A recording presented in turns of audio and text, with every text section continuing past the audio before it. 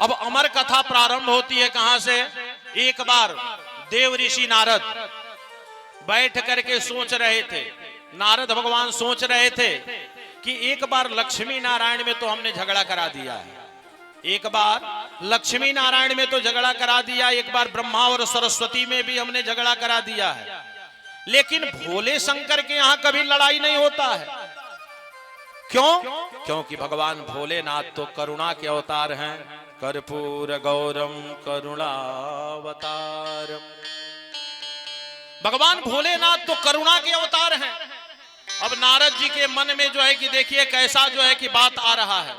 एक बात आपको बता दें, नारद जी जिसके घर चले जाते थे, अब जिसके घर में कभी लड़ाई ना हो, कभी जो है झगड़ा ना हो, और जिस घर में नारद जी पहुंच जाएं, उसी समय से उसी क्षण जो है कि उस घर में लड़ाई प्रारंभ हो जाता था, तुरंत जो है झगड़ा प्रारंभ हो जाता था। महाराज नारद जी का यह विशेषण था। और एक बात और बता दे कि जिस घर में केवल लड़ाई ही लड़ाई होता रहता था, जिस घर में केवल झगड़ा ही झगड़ा होता रहता था, और उस घर में अगर नारद जी चले जाएं तो जीवन में कभी झगड़ा नहीं होता था, इतना शांति हो जाता था। यह विशेषण था नारद जी का। अब नारद जी सोचने लगे कि मैंने लक्ष्मी नारायण और ब्रह्मा जी में तो झगड़ा कितना बार लगा लिया, लेकिन थोड़ा भोलेनाथ के यहाँ भी झगड़ा लगा लेना चाहिए, वहां पार्वती जी से भी एक बार लड़ाई जो है देखना चाहिए। अब यही सोच करके नारद जी चल दिए कहां? कैलाश पर्वत पे। और कैलाश पे चले, और कैलाश पे गए तो बाबा जो है कि भोलेनाथ बैठ करके ध्यान कर रहे थे, भगवान का ध्यान कर रहे थे, भोले बाबा ध्यान कर रहे थे, और पार्वती जी जो है कि अपने गुफा में बैठ करके तपस्या कर रही थी। नारद भगवान आए और सीधे जो है कि पार्वती जी के कक्ष में चले गए। अब जैसे गए पार्वती जी ने देखा, कहा कि अरे देव ऋषि आइए, आप कब आए? अरे बाबा आप हमारे यहाँ आना ही भूल गए हो। अरे आपको कभी ऐसा नहीं लगता है कि पार्वती के यहाँ भी चल करके घूम करके आ जाए? अब नारद जी पार्वती जी को प्रणाम कर रहे हैं, और पार्वती जी नारद जी को प्रणाम कर रही हैं। क्यों? क्योंकि देव ऋषि नारद जो है कि संत हैं, और संत जो है, जो अगर बच्ची होगी 8 वर्ष का और जो बड़े हो जाएंगे, सबको अपने मां समान ही संत मानते हैं। तो इसलिए संत सबको प्रणाम करते हैं, छोटे से बड़े तक सबको प्रणाम करते रहते हैं। तो संत का यही लक्षण है। इसलिए नारद जी प्रणाम कर रहे हैं पार्वती जी को। अब पार्वती जी क्यों नारद जी को प्रणाम कर रही हैं? क्योंकि पार्वती जी का विवाह किसने लगाया था? नारद जी ने ही लगाया था। इसलिए नारद जी को पार्वती जी प्रणाम कर रही हैं कि बाबा आप ही के द्वारा जो है कि हमारा विवाह हुआ था। आप अगर नहीं होते तो भोले शंकर इतना आसान तरीके से जल्दी हमें नहीं प्राप्त होते। इसलिए पार्वती जी नारद जी को प्रणाम कर रही हैं। पार्वती जी ने कहा कि आपको कभी आने की इच्छा नहीं होती है क्या हमारे यहाँ? देव ऋषि नारद ने कहा कि क्या आऊं मैया, मैं तो किसी के यहाँ आना जाना सब बंद कर दिया हूं, मैं किसी के घर आना जाना नहीं चाहता हूं। पार्वती जी ने कहा कि क्यों नहीं आना जाना चाहते हैं? नारद जी ने कहा कि जानती हो, जिसके घर में भी जाओ और वहां लड़ाई झगड़ा प्रारंभ हो जाता है, और सब लोग लड़ते रहते हैं एक दूसरे में। और ध्यान दीजिएगा, जिसके घर में लड़ाई होता है वहां भगवान नहीं जाते हैं। जो अपने घर में आपस में लड़ते हैं ना, वहां भगवान कभी कदापि नहीं जाएंगे। एक बात बताएं आपको, अगर आप अपने घर के दरवाजे पे बहुत सारा गंदगी रख दीजिए, और आप किसे मिलने के लिए कोई रिश्तेदार चला आए, तो वो जाएगा तो एक बार गंदगी को तो टार करके चला जाएगा।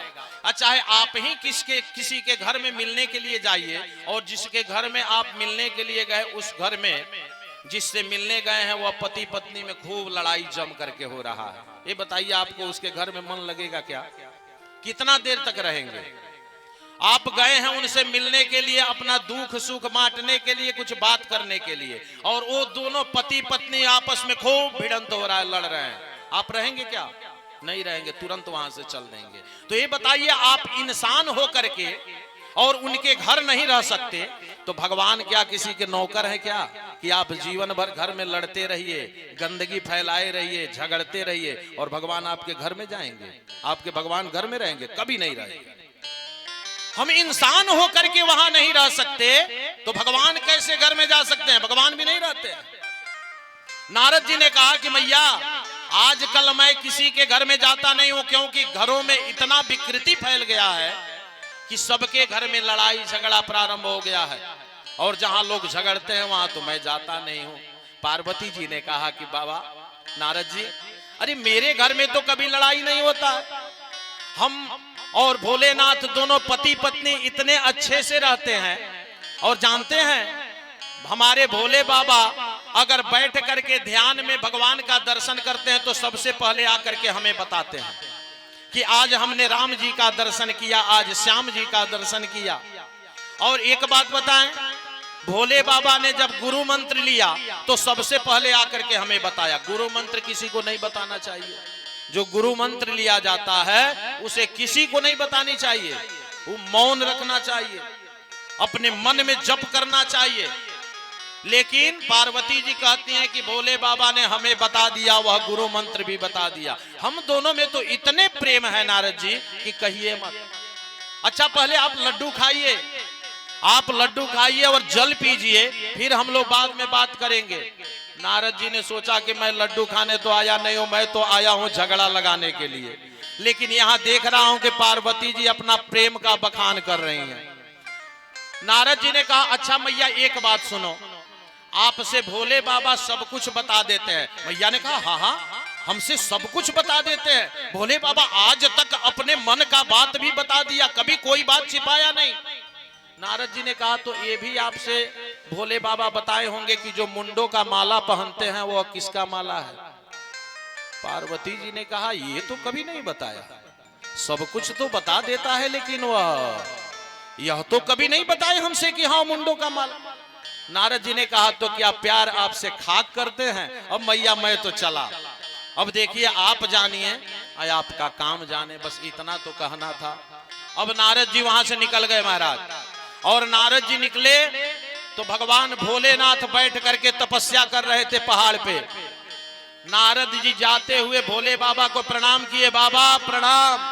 भोले बाबा ने कहा कि अरे देव ऋषि आइए कुछ क्षण मेरे पास भी व्यतीत कर लीजिए। नारद जी ने कहा कि बाबा आपके पास कभी और समय बैठ लूंगा, थोड़ा आप जल्दी घर जाइए, मैया आपका इंतजार कर रही हैं। भगवान भोलेनाथ ने कहा कि आप जब घर से लौट करके आ रहे हैं तो जरूर मैया इंतजार कर रही होंगी, क्योंकि देव ऋषि आज आप घर से आ रहे हैं हमारे। भगवान शंकर समझ गए और भोले बाबा गए। जैसे घर में गए पार्वती जी ने अपने जितने गहने पहनी थी वो उतार करके रख दी, और नया जो साड़ी पहनी थी वो भी निकाल करके रख दी। एक पुराना साड़ी पहन ली, और पुराना साड़ी पहन करके, और ध्यान दीजिएगा पहले जब घर बनता था, अभी नहीं अभी तो खत्म हो गया, पहले जब घर बनता था तो एक घर में कोप भवन बनता था। वह हमारे माताओं के लिए विशेष करके बनता था, कोप भवन उसका नाम रहता था। और जब माताएं रूठती थी, जब रूठ जाती थी और कोप भवन में चली जाती थी, जाके बैठ जाती थी, तब पति को क्या क्या करना पड़ता था अब इस व्यास मंच से मैं नहीं बता सकता हूं। इतना कठिन परिश्रम करना पड़ता था, अभी नहीं बनता है वो सब, अब तो खत्म हो गया। अब तो इतने अच्छे प्रेम व्यवहार हो गए कि वो सब खत्म हो गया। अब पार्वती जी अपना सारा अंग वस्त्र निकाल करके पुराने कपड़े पहन करके और कोप भवन में जाकर के बैठ गए। भगवान भोलेनाथ ने आकर के देखा कि देवी आप कहाँ हो? पार्वती जी जो चुपचाप बैठी हुई हैं। अरे देवी कहाँ हो आप? पार्वती जी अंदर कोप भवन में बैठी थी। शंकर जी देख करके कहे ये कौन सा रूप आपने बना लिया है देवी? यह बताइए कि आपका वस्त्र कहाँ है, आपका स्वर्ण कहाँ है, आपने ऐसा भेष क्यों बना लिया है? पार्वती जी ने कहा कि जैसे देखने में काले लगते हो वैसे ऊपर से भी काले और अंदर से भी काले हो। बात करते हो, ये तो सत्य हुआ कि नारद जी महाराज आ गए हमारे पास और आकर के बता करके चले गए। तुम तो जीवन भर इतने बड़े कपटी हो, काले हो कि हमसे कुछ बताते नहीं हो। भगवान भोलेनाथ ने कहा कि देवी मैं कौन सा बात आपसे छुपाता हूं, मैं तो सारी बातें आपसे बता देता हूं, आप मुझे काले कह रही हैं, कपटी कह रही हैं, क्या बात है? कहे कि वो तो नारद आकर के बता गए, नहीं तो मैं कभी समझ भी नहीं पाती। भगवान भोलेनाथ ने कहा कि देखो देवी, नारद जी कुछ विशेष ही आपको आकर के बता चुके हैं, आप ध्यान से पूछ लीजिए हमसे। पार्वती जी ने कहा कि ठीक है, अगर तुम सब कुछ बताते हो तो ये कभी आपने बताया है कि आप जो गले में मुंडों का माला पहनते हो उसका मुंड है? यह मुंड किसका है? यह कौन सा मुंड है जो आप पहनते हो? भगवान भोलेनाथ जो है रोने लगे। भगवान भोलेनाथ का आंसू बिंदु रुक नहीं पाया, भगवान रोने लगे। भोलेनाथ कहे कि देवी, यह मुंड का माला किसी और का नहीं है, यह किसी और का नहीं है, यह तो आप ही के मुंडों का माला है। आप कभी सती के रूप में आती हैं, कभी कात्यायनी के रूप में आती हैं, आप विविध प्रकार का रूप लेती हैं देवी, और जब आप मरती हैं तो आपके मुंडों को काट करके मैं माला धारण कर लेता हूं ताकि मुझे याद बनी रहे। ये आप ही के मुंडों का माला है। पार्वती जी ने कहा कि ये बताओ कि यह हमारे मुंडों का माला है? तो हाँ हाँ, आपके मुंडों का माला। तब तो पार्वती जी ने कहा कि आप और बड़े कपटी हुए, यह बताओ कि आप इतने बड़े कपट और छल हमसे क्यों किए थे इतने दिनों से? भगवान भोलेनाथ ने कहा कि कौन सा छल किया था देवी, यह भी बता दो। पार्वती जी ने कहा कि यह बताओ कि मैं बार बार मरती रहती हूं और आप कौन सा भस्म खा रखे हो, कौन सा औषधि खा रखे हो कि आप मरते ही नहीं हो? इतने ज्यादा माला जो है आप पहन करके रखे हो, इतने रूप हमारा हो चुका है, तो इतने रूपों में मैं बदल चुकी, लेकिन आप कभी मरते नहीं हो। आप कौन सा जड़ी खा करके बैठे हुए हो? आपको भी तो मरना चाहिए।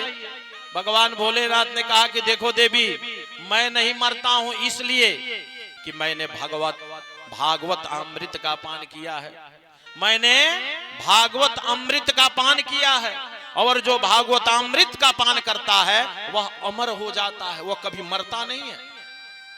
पार्वती जी ने कहा कि देखो, वह अमृत हमें भी पिलाओ, उसे हमें भी पीना है। भगवान भोलेनाथ ने कहा कि ठीक है देवी, चलो आपको आज जो है अमृत मैं पिलाता हूं। अब अमरनाथ चलते हैं। अब अमर कथा प्रारंभ जो है, भगवान भोलेनाथ, मैंने बताया था ना कल की अमर कथा हम लोग को श्रवण करना है। अब चले कैलाश पे भगवान भोलेनाथ लेकर के चल दिए पार्वती जी को। क्यों? क्योंकि वह अमर कथा अगर दूसरा कोई भी श्रवण कर लेगा तो अमर हो जाएगा। इसलिए भगवान भोलेनाथ ने कहा कि अमरनाथ चलो देवी, वहीं जो है कि कथा हम श्रवण कराएंगे आपको। अब रास्ते में गए तो नंदी भी साथ में जा रहे थे। नंदी को भगवान भोलेनाथ ने रोक दिया और एक जगह नंदी को बांध दिया। अब नंदी को बांध दिया। आज भी आप जब अमरनाथ जाएंगे तो पहले एक नंदी ग्राम पड़ता है। नंदी ग्राम में भगवान भोलेनाथ ने नंदी को बांध दिया। आगे बढ़े तो अपने शरीर से जितने बिच्छू हैं, सर्प हैं, भोलेनाथ ने सबको निकाला और एक ग्राम में रख दिया। वह पड़ता है बिच्छू गांव।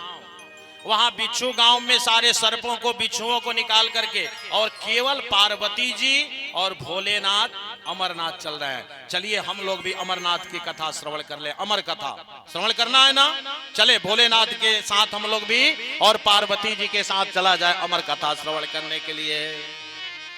कि भोले बाबा शिव शंकर चले कैलाश, भोले बाबा चले कैलाश की बूंदिया पड़ने लगी। भोले बाबा चले कैलाश की बूंदिया पड़ने लगी। भोले बाबा चले कैलाश की बूंदिया पड़ने लगी।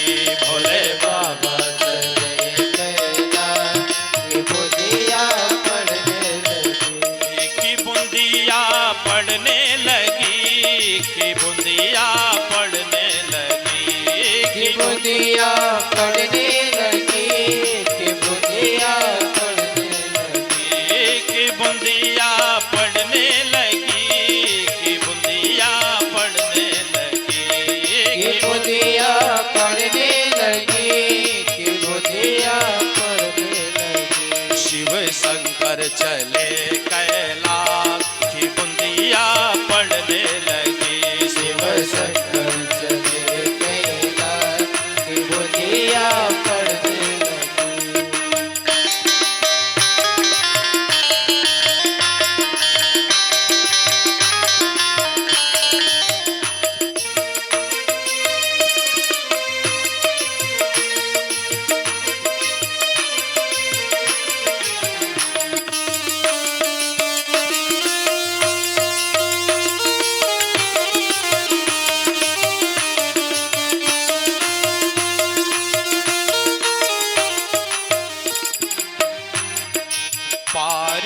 पार्वती ने पिसी हरी हरी मेहंदी, पार्वती ने पिसी हरी हरी मेहंदी, पार्वती ने पिसी हरी हरी मेहंदी, पार्वती ने पिसी हरी हरी मेहंदी, हरी हरी मेहंदी हो हरी हरी मेहंदी, हरी हरी मेहंदी हो हरी हरी मेहंदी, पार्वती ने पिसी हरी हरी मेहंदी, पार्वती ने पिसी हरी हरी मेहंदी। भोले बाबा शिव शंकर समझ लिए भांग की बूंदिया पड़ने लगी। भोले बाबा चले कैलाश विभूतियाँ पड़ने लगी, भोले बाबा चले कैलाश की बूंदिया पड़ने लगी। भोले बाबा चले कैलाश विभूतियाँ पड़ने लगी।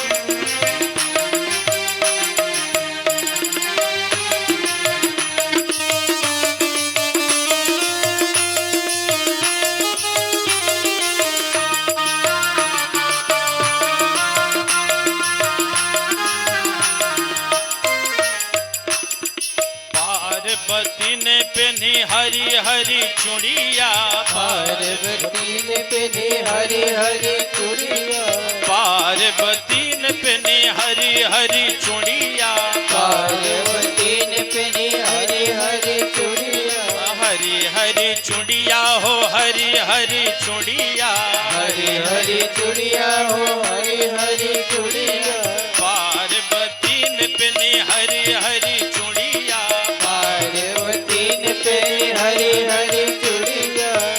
भोले बाबा शिव शंकर भुजंगों की माल की बूंदिया पड़ने लगी। भोले बाबा चले कैलाश विभूतियाँ पड़ने लगी, भोले बाबा चले कैलाश की बूंदिया पड़ने लगी। भोले बाबा चले कैलाश विभूतियाँ पड़ने लगी, की बूंदिया पड़ने लगी, की बूंदिया पड़ने लगी, विभूतियाँ पड़ने लगी, विभूतियाँ पड़ने लगी, की बूंदिया पड़ने लगी, की बूंदिया पड़ने लगी। विभूतियाँ पड़ने लगी, विभूतियाँ पड़ने लगी। शिव शंकर चले कैलाश की बूंदिया पड़ने लगे। भोले बाबा चले कैलाश विभूतियाँ पड़ने लगी, भोले बाबा चले कैलाश की बूंदिया पड़ने लगी। भोले बाबा चले कैलाश विभूतियाँ पड़ने लगी। बोल दे वृंदावन बिहारी लाल की। जय। भोले बाबा माँ पार्वती को लेकर के चल दिए कहाँ? अमरनाथ। और अमरनाथ के पर्वत पे जाकर के पार्वती जी को बैठा दिए। अब अमर कथा हम श्रवण कराने के लिए, क्यों? क्योंकि पार्वती जी ने कहा था भोलेनाथ से कि यह बताओ कि आप कौन सा जड़ी खा करके रखे हो कि आप मरते नहीं हो और मुझे ही बार बार मरना पड़ता है। भोले बाबा ने कहा कि चलो पार्वती, आज तुम्हें भी मैं अमर बना देता हूं। अब अमरनाथ के गुफा में जाकर के और वह बर्फीला प्रांत, उसमें ले जाकर के पार्वती जी को बैठा दिए। पार्वती जी बैठ गई कथा श्रवण करने के लिए। भगवान भोलेनाथ ने कहा कि देखो पार्वती, एक शर्त है। पार्वती जी ने कहा कि कौन सा शर्त है? ध्यान दीजिए, अब अमर कथा प्रारंभ हो रही है। पार्वती जी ने कहा कि कौन सा शर्त है? भोले बाबा ने कहा कि देखो, जब तक मैं कथा करूंगा तब तक आपको ओम ओम का उच्चारण करता रहना होगा, क्योंकि मुझे भी तो मालूम चले कि हाँ आप कथा श्रवण कर रही हैं।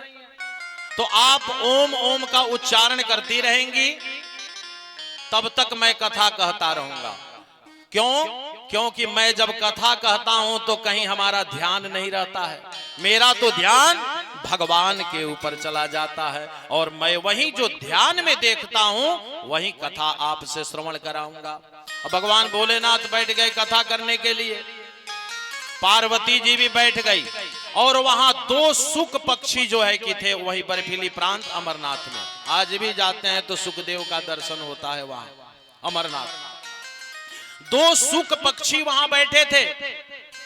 उस सुख पक्षी को एक अंडा हुआ, वह अंडा जो है कि वहीं अंडे के रूप में अमरनाथ में छोड़ करके दोनों सुख पक्षी, इतना ठंड था कि हवा का झोंका आया कहीं और चले गए। वह दोनों माता पिता उस अंडा के कहीं और चले गए और वह अंडे के रूप में वहीं जो है पड़ा हुआ है अमरनाथ में। अब यहाँ गोलोक धाम में राधा रानी के गोद में खेलते थे कौन? सुखदेव जी महाराज। भगवान सुखदेव जी राधा मैया के गोद में खेलते थे गोलोक धाम में। राधा जी ने कहा कि देखो आप सुखदेव जाओ मृत्यु लोक में और जा करके भागवत धर्म का प्रचार करो, क्योंकि आप जब तक नहीं जाओगे तब तक श्रीमद् भागवत का कथा श्रवण कौन कराएगा मृत्यु लोक में प्राणियों को? आपको जाना चाहिए। सुखदेव ने कहा कि मैया मैं नहीं जाऊंगा, मुझे नहीं जाना मृत्यु लोक में।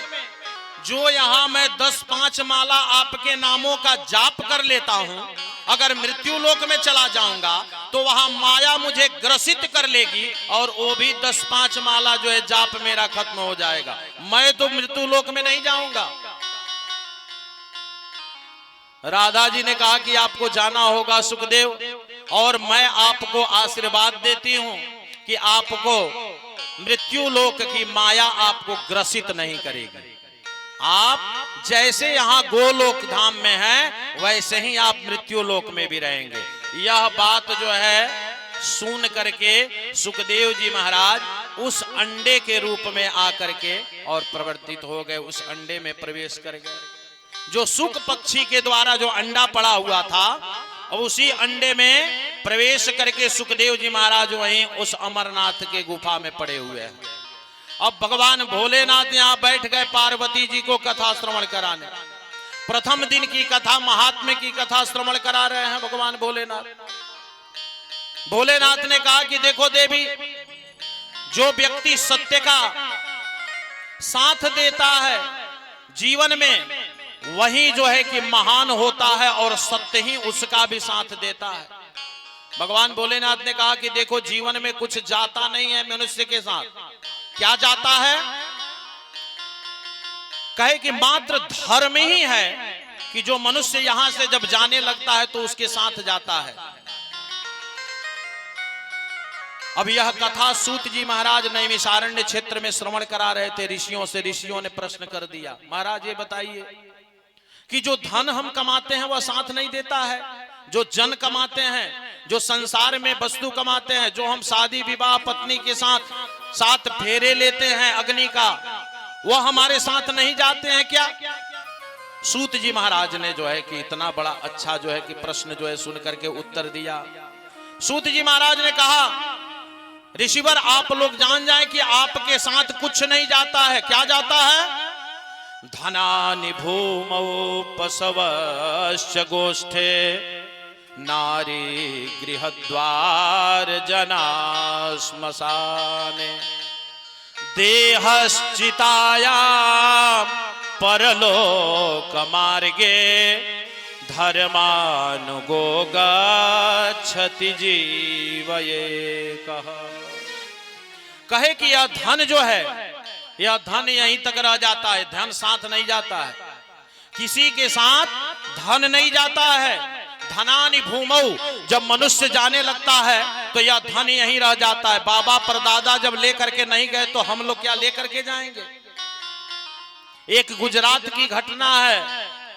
एक दो भाई थे और एक भाई जो है थोड़ा कम पढ़ा लिखा था, और जो ज्यादा पढ़े लिखे भाई थे उन्होंने क्या किया कि अपने भाई से पूरा संपत्ति जो है लिखवा लिया। पूरा संपत्ति उसने लिखवा लिया और लिखवा करके चले गए कमाने के लिए शहर में। अब यहाँ जो कम पढ़ा लिखा भाई था, यहाँ वो तो सोचता था कि मुझे भी हक मिलेगा, इसमें हमें भी जो है कि भूमि मिलेगा, मैं यहाँ अपना गुजर बसर कर लूंगा क्योंकि मैं पढ़ा लिखा नहीं हूं। लेकिन जब उसे मालूम चला, कोर्ट में गया, कोर्ट में जाने के बाद भी मालूम चला कि नहीं, तुम्हारे नाम से तो कुछ भी नहीं है, तुमने तो सब कुछ अपने भाई को लिख दिया है। वह सुन करके अपना प्राण त्याग दिया। उसने अपना प्राण त्याग दिया। उसका एक पुत्र था, वह पुत्र जो है पढ़ा लिखा जैसे तैसे और बहुत जो है कि अपने बल पे कमाया और जमीन खरीदा, मकान बनाया, गाड़ी लाया, सब कुछ जो है कि जीवन में जो भी जीवन जीने के लिए उपलब्धि है सब कुछ उसने किया। और एक स्टाम्प पेपर लाया और उस पे सारा संपत्ति अपना लिख दिया और लेकर के स्टाम्प पेपर पहुंच गया गुजरात में अपने चाचा के पास और जा करके अपने चाचा को दे दिया। कहा कि चाचा जी यह आप ले लीजिए, मैंने इसे सब सारी संपत्ति मैंने कमाया है और यह मेरी संपत्ति है, आप ले लो। चाचा ने कहा कि क्यों? यह बताओ कि तुमने इतना मेहनत करके कमाया और आज तुम पूरा संपत्ति मुझे क्यों दे रहे हो? उस पुत्र ने कहा कि चाचा जी हमारे बाबा गए तो कुछ लेकर के नहीं गए, पिताजी हमारे इस संसार से गए तो कुछ लेकर के नहीं गए, लेकिन सुने हैं कि आपने हमारे पिताजी से छल करके पूरे धन आपने ले लिया है। तो हमने सोचा कि शायद आप यहां से जाएंगे तो सारा धन लेकर के जाएंगे, तो हमने सोचा कि अपना भी संपत्ति आपको दे दूं ताकि यह भी संपत्ति आप लेकर के वहां तक जाइए। वह चाचा को समझ आ गया और चरणों में गिर गया और गिरने के बाद आधा आधा संपत्ति दे दिया। भगवान भोलेनाथ श्रवण करा रहे अमर कथा, कहे कि धनानि भूमौ पशवस्य गोष्ठे। यह धन जो है किसी के साथ नहीं जाता है। जितना धन कमाते हैं वह सारा धन यहीं का यहीं रह जाता है। कहे कि जिस पशु को हम पालते हैं, हम लोग गाय भैंस घोड़ा हाथी ये सब पालते हैं, यह तो मेरे साथ जाता होगा, क्योंकि वह पशु जो है कि किसी का गद्दारी नहीं करते, वह तो जाते होंगे साथ में। कहा कि नहीं, शास्त्र कहता है कि पशवस्य गोष्ठे, वह गौशाले तक ही रह जाता है, वह उससे आगे नहीं जाता है।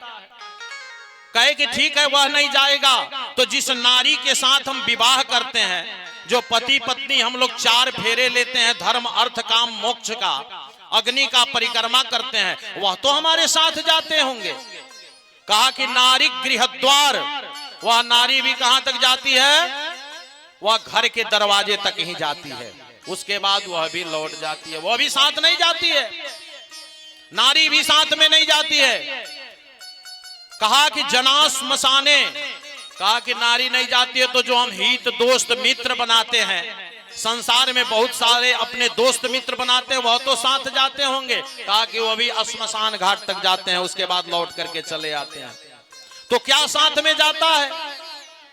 कहे कि यह शरीर जाता होगा साथ में? कहे नहीं, देहस चितायाम परलोक मार्गे। कहे कि नहीं, परलोक में यह शरीर नहीं जाता है, यह शरीर भी चिता तक जाता है और जल करके राख हो जाता है। आपसे बता दें कि श्रीमद् भागवत की कथा जो पूर्ण श्रवण कर लेता है उसको मृत्यु से कभी डर नहीं लगता है। क्यों? क्योंकि रामचरितमानस की कथा जीवन जीने की कथा है। रामचरितमानस जीवन जीने की कथा है और श्रीमद् भागवत की कथा मृत्यु पे विजय पाने की कथा है। जो श्रीमद् भागवत की कथा श्रवण कर लेता है उसको मृत्यु से कभी डर नहीं होता। हमारा भगवान भोलेनाथ ने कहा कि यह शरीर भी, जिस शरीर के लिए हम लोग तड़पते हैं, अगर कट जाता है, कहीं जल जाता है, तो तुरंत डॉक्टर के पास दौड़ करके जाते हैं। यह शरीर भी साथ नहीं देता है। साथ क्या देता है? धर्मानुगोगा क्षति जीवये कहा। मात्र एक धर्म ही है जो कि हमारे साथ वहां परलोक में जाता है। एक दिन की कथा संपन्न हुई। पार्वती जी ओम ओम का उच्चारण कर रही थी। दूसरे दिन की कथा हुई। 3, 4, 5 दिन की कथा हो गई महाराज। जब छठे दिन की कथा प्रारंभ हुआ, भगवान भोलेनाथ अमरनाथ में जब अमर कथा छठे दिन की प्रारंभ किए, भोलेनाथ ने कहा कि देवी, जब हमारे कन्हैया वहां वृंदावन से और जब मथुरा के लिए जाने लगे तो यशोदा मैया से कह करके गए कि मैया मैं जा रहा हूं मामा के यहाँ, क्योंकि मामा कंस ने यज्ञ किया है। यह छठे दिन की कथा में हम लोग श्रवण करेंगे, लेकिन आज भोलेनाथ श्रवण करा रहे हैं। संक्षिप्त रूप में आपसे बता दें, भोले बाबा ने कहा कि कन्हैया ने कहा कि मैया मैं मामा कंस के यहाँ जा रहा हूं मेला देखने के लिए, और मैया मैं 3 दिन में लौट करके आ जाऊंगा। लेकिन जब जाने के लिए तैयार हुए तो अक्रूर जी महाराज रथ को सजा करके और गेट पे खड़े थे, और जैसे कन्हैया रथ पे सवार हुए, जितने ग्वाल बाल और गोपियां थी आकर के रथ के आगे लेट गई। महाराज रथ के आगे लेट गई और कही कि हे अक्रूर, तुम्हारा नाम अक्रूर किसने रख दिया? तुम्हारा नाम तो क्रूर होना चाहिए। आज तुम वृंदावन से हमारे प्राण को ही लेकर के जा रहे हो। अब विरह की कथा जो है श्रवण कराने लगे भोलेनाथ। अब वह कथा भी चल रही थी, तो ऐसे कथा थोड़े ना होता था जैसे आप लोग यहाँ बैठ करके 3 घंटा कथा सुनते हैं और फिर आराम से घर जाकर भोजन करके सो जाते हैं। भगवान भोलेनाथ जो कथा कह रहे थे उसमें 24 घंटे में 22 घंटे कथा होती थी, और 2 घंटे का विश्राम केवल स्नान, ध्यान और अल्पाहार के लिए होता था, और 22 घंटे लगातार कथा होता था। अब पार्वती जी 6 दिन से लगातार कथा श्रवण कर रही थी, वो थक चुकी थी, इसलिए नींद आ गया। पार्वती जी सो गई, और जैसे पार्वती जी सो गई उस अंडे में सुखदेव जी महाराज का प्राकट्य हो चुका था। सुखदेव जी महाराज का प्राकट्य हो चुका था, अंडा फूट चुका था। सुखदेव जी ने सोचा कि अरे अब तो मैया सो गई, अब तो अमर कथा श्रवण करने को नहीं मिलेगा, क्योंकि भगवान भोलेनाथ ने कहा है कि ओम ओम का उच्चारण करते रहना, और ये मैया तो ओम का उच्चारण करेंगी नहीं तो हम सबको श्रवण नहीं करने को मिलेगा। सुखदेव जी महाराज जो है पीछे से ओम ओम का उच्चारण करना प्रारंभ कर दिए। भगवान भोलेनाथ कथा कह रहे हैं और ओम ओम का उच्चारण शुक पक्षी जो है कि करने लगा। कथा जब पूर्ण हुई, 7वें दिन की कथा की जब विश्राम हुई, जब कथा विश्राम होता है तो जयकारा लगता है। जोर से भोले बाबा ने जयकारा लगाया, बोल दे वृंदावन बिहारी लाल की। जैसे जयकारा लगाया भोले बाबा ने, तुरंत मैया पार्वती की नींद खुल गई। पार्वती जी ने कहा कि हाँ हाँ प्रभु, आप कथा कह रहे थे ना, हाँ बताइए तो कन्हैया क्या बोल रहे थे? कन्हैया रथ पे चढ़ करके क्या बोले मैया से कि मैं 3 दिन में आ जाऊंगा, और ग्वाल बाल सब रथ के नीचे जाकर के लेट चुके थे, क्या उन लोगों ने रथ को जाने दिया? भगवान भोलेनाथ ने कहा कि क्या कह रही हो? अरे कथा तो 7 दिन की पूर्ण हो गई और अभी आप 6ठे दिन में ही फंसी हुई हो, और कहती हो कि हमें अमर कर दीजिए। आप कौन सा जड़ी पी लिए हो कि मरते नहीं हो, और मुझे बार बार मरना पड़ता है। अरे देवी, कभी तो समय से और सही से सुन लिया करो। आपने इसका मतलब कि कथा नहीं सुना पूर्ण? पार्वती जी ने कहा कि 7 दिन का कथा पूर्ण हो गया। भोले बाबा ने कहा कि हाँ, आज 7वां दिन है, कथा का तो विश्राम हो गया। फिर शंकर जी ने सोचा कि ये बताओ कि यह कथा सुन कौन रहा था, क्योंकि कथा में तो कभी विश्राम हुआ नहीं, और ओम ओम का उच्चारण जो है कि चल रहा था। भगवान भोलेनाथ ने पीछे देखा तो वह शुक पक्षी बैठ करके और कथा श्रवण कर रहा था। भगवान भोलेनाथ ने कहा कि यह शुक जो है कथा श्रवण किया है, अमर कथा श्रवण कर लिया, या तो अमर हो जाएगा, इसे मार ही देना उचित है। भगवान भोलेनाथ ने त्रिशूल तुरंत जो है छोड़ दिया, त्रिशूल को निर्देश किया कि जाओ और इस शुक पक्षी को मार करके चले आओ। अब यह बताइए कि सुखदेव ने कौन सा गलती किया था कि भगवान भोलेनाथ अपना त्रिशूल फेंक दिए मारने के लिए? जानते हैं क्या कौन सा गलती किया था? क्योंकि शुक पक्षी ने भगवान भोलेनाथ जब कथा कर रहे थे तो उस समय पीछे बैठ करके कथा श्रवण किया था। शुक पक्षी कथा कभी भी पंडाल के पीछे से नहीं श्रवण किया जाता है। और जो बहुत लोग कहते हैं कि घर से ही हमको अच्छा श्रवण हो रहा है, हमारे घर में तो इतना अच्छा सुनाई देता है कि वहां जा करके बैठने से तो अच्छा है कि बिस्तर पे लेटे रहो और बढ़िया से सोए रहो, यहाँ सोए सोए ही अच्छा से कथा श्रवण करने को मिल जाता है। तो यह क्या है, यह हम सब पाप करते हैं, ध्यान दीजिए। वहीं भगवान भोलेनाथ ने कहा कि अगर कथा श्रवण करनी है तो व्यास मंच के समीप आकर के कथा श्रवण करना चाहिए, नहीं तो जो श्रवण करता है पीछे से वह पाप करता है। और यह पाप जो है जो लोग YouTube पे देख रहे हैं उनके लिए नहीं है, आप लोग ध्यान दीजिएगा।